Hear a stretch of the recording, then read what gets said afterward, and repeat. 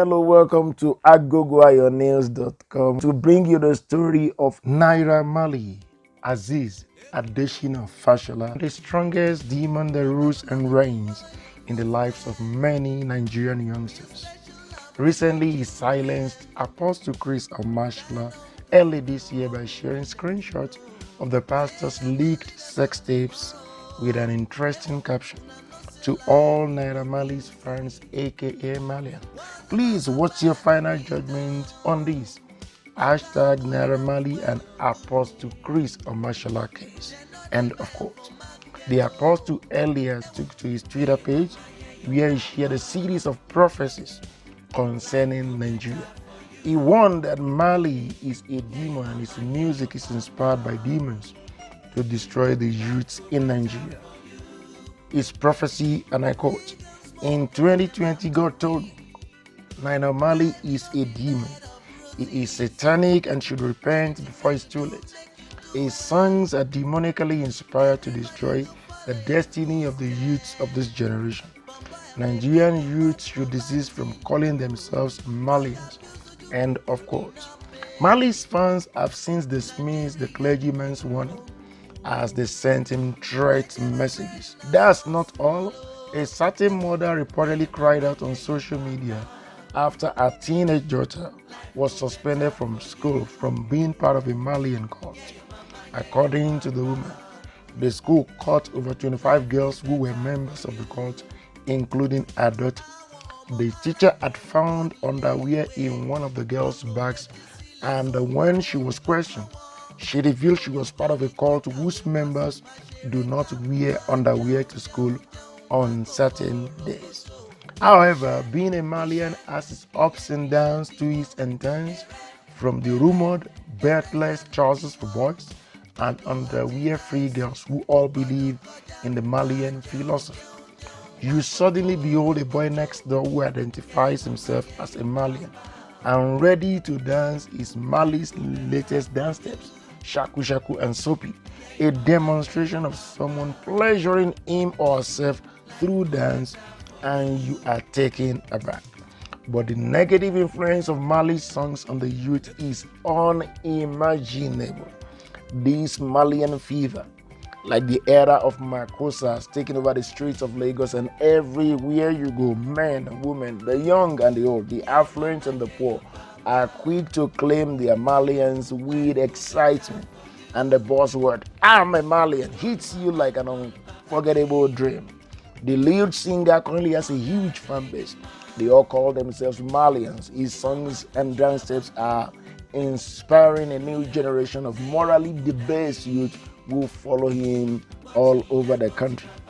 It seems the youth will be his followers for a long time, except something serious is done. They revel in being outsiders, and as a trademark, they are disrespectful of rules, from the dance step soapy that has popularized the habit of masturbation to his off and on life inside prison and problems with law enforcement agents, to another dance and song, Tissue Mole. Naira Marley has continuously been a source of controversy and confusion in the Nigerian music scene. Marley burst onto the country's music space like a colossus and suddenly stole the hearts and minds of many lovers of music in this part of the world.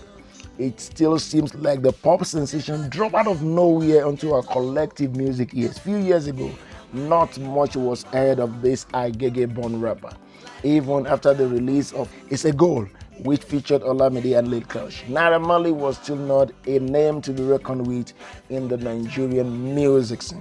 But it was after releasing his hit song Am I a Yahoo Boy, featuring popular musician Zlatan Ibile, where he alleged to have declared public support for internet fraud.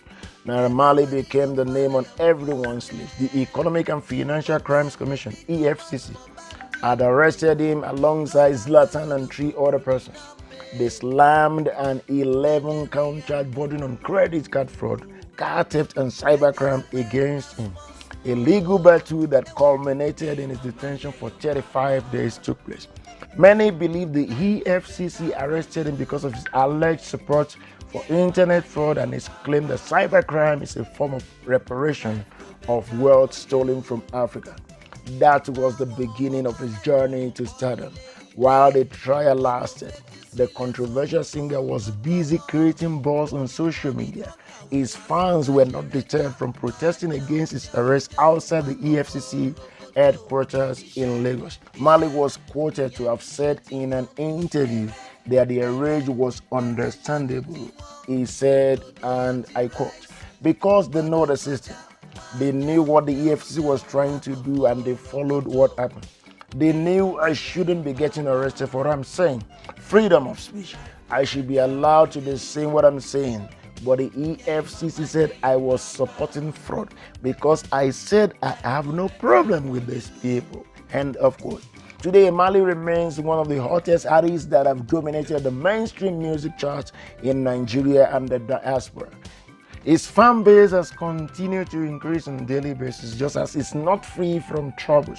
Recall that in November, Marley set social media agog when he tweeted that a lady with a big butt was better than one with a master's degree.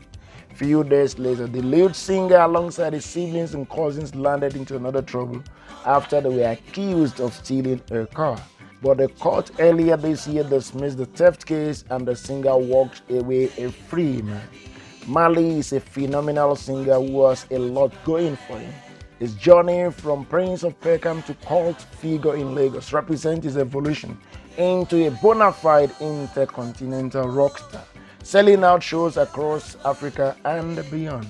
Named after the Nigerian currency and known for his anti-establishment spirit and viral dance crazes, Marley's waves connect the West African diaspora to their roots as he delivers his lines in a syrupy mixture of Yoruba and English. Like Idris Abdulkarim, Terry G, and Bobrisky before him, Marley has been able to traverse between public hatred and adoration.